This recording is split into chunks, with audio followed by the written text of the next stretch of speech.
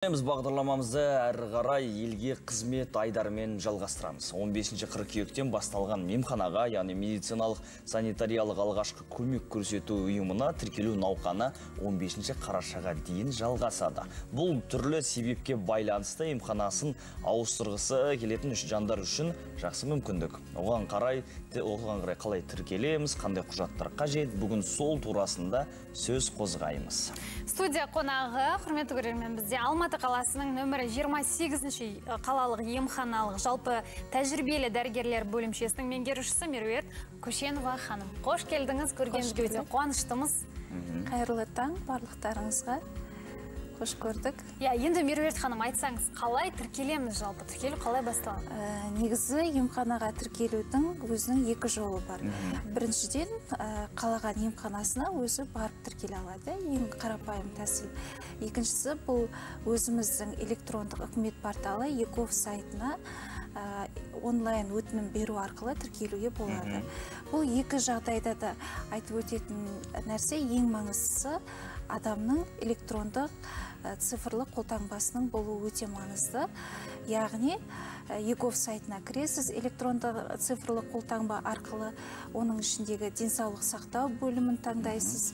Денсаулық сақтау бөлімінде медициналық мекемеге тіркелу деген пункт бар, соны басамыз.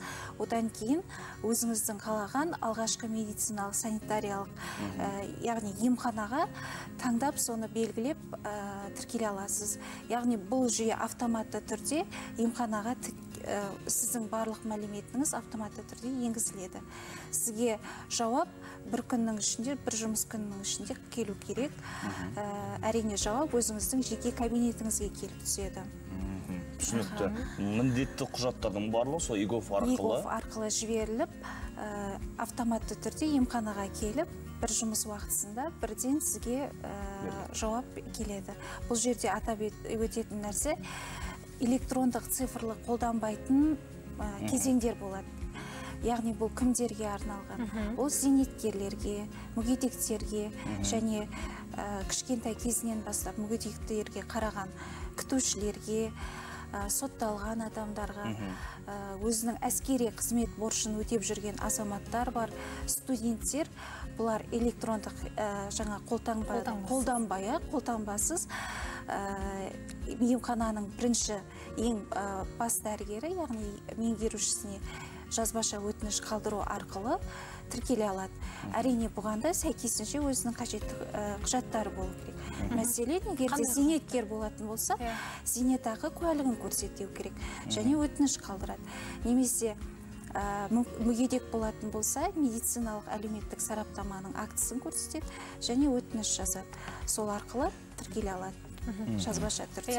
Енді құрметті көрермен, айта кетейік, осы жерде біздің WhatsApp нөмірімізге дәл осындай емханаға тіркелуге байланысты түрлі сұрақтарыңыз болса, жолдасаңыздар болады. Біз міндетті түрде сұхбатымызды сәлден соң жалғастырамыз. Енді құрметті көрермен, бізде дәл қазір жаңалықтар, жарнама, ауа райы болжамы, кейін сіздердің сұрақтарыңызды және де сұхбатымызды жалғастыратын боламыз. Арнадан ауыспаңыздар.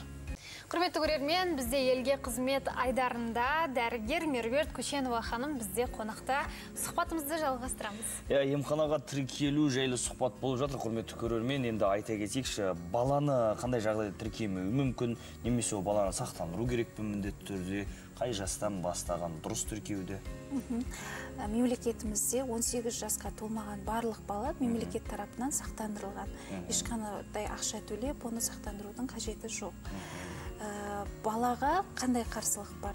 Ең біріншіден заңды өкілі, яғни ата-анасының келісімінсіз ешқандай бала еш жерге тіркеле алмайды. Яғни ата-анасының ең бірінші кезекте келісімі қажет, рұқсаты керек, одан кейін өтініш беру арқылы бала тіркеле алады.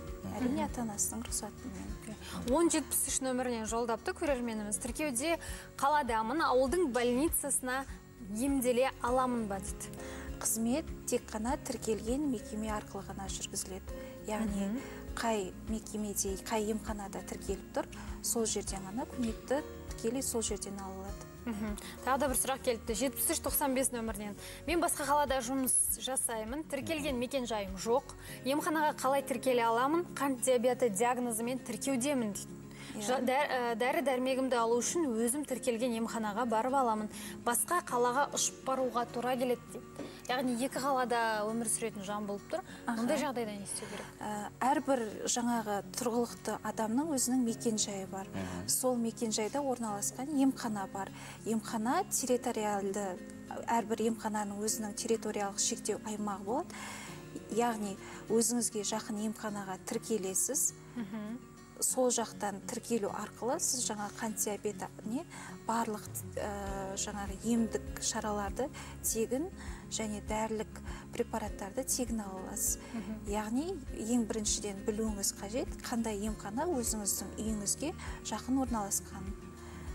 Келіп, сол жерге өтініш бере аласыз. Дәл қазір енді өзіңіздің үйіңізге жақын және территориалды емханаға барып тіркелуіңіз керек. Ем домды да барлығын тегін сол емханадан ғана ала алады. Енді қызық болып тұрғаны жалпы осы тіркеуге емханаға тұрғанның бас артықшылықтарын айтып өтіңізші.